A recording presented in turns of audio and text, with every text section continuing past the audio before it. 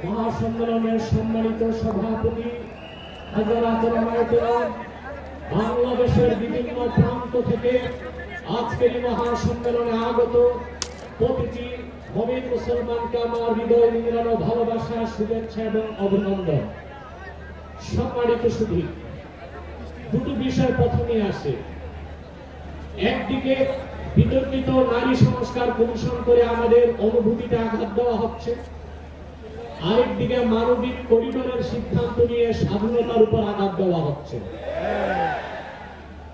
আমার মনে হয় বিতর্কিত নারী কমিশন করে আমাদের দৃষ্টি এদিক রেখে বর্তমানে মার্কিন যুক্তরাষ্ট্রের সাথে বাংলাদেশের স্বাধীনতা বিক্রির সওদাবাজি হচ্ছে কিনা সেটাও দেখতে হবে।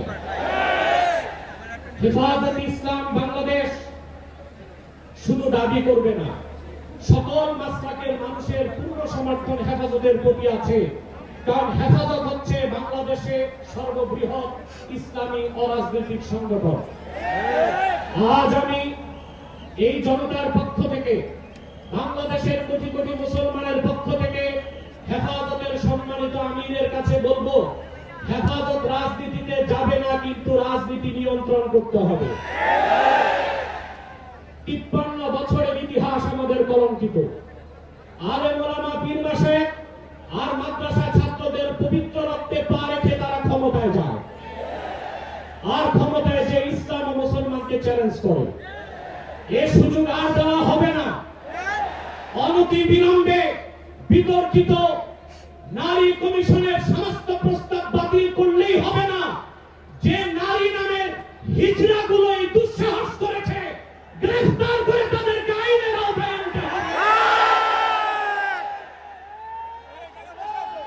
আরেকটি বিষয় হচ্ছে, ডক্টর ইউনূসকে বক্তব্য পরিষ্কার করতে হবে।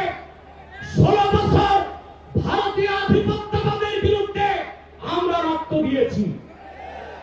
সর্বপ্রথম সকল প্রকার শিরক, কুফর, রামবাম, নাস্তিক আর ভারতীয় আধিপত্যবাদ ও ফ্যাসিবাদের বিরুদ্ধে রক্ত উৎসর্গ করেছে শাপলা চত্বরে হেফাজতের আলেম ওলামা কর্মীরা।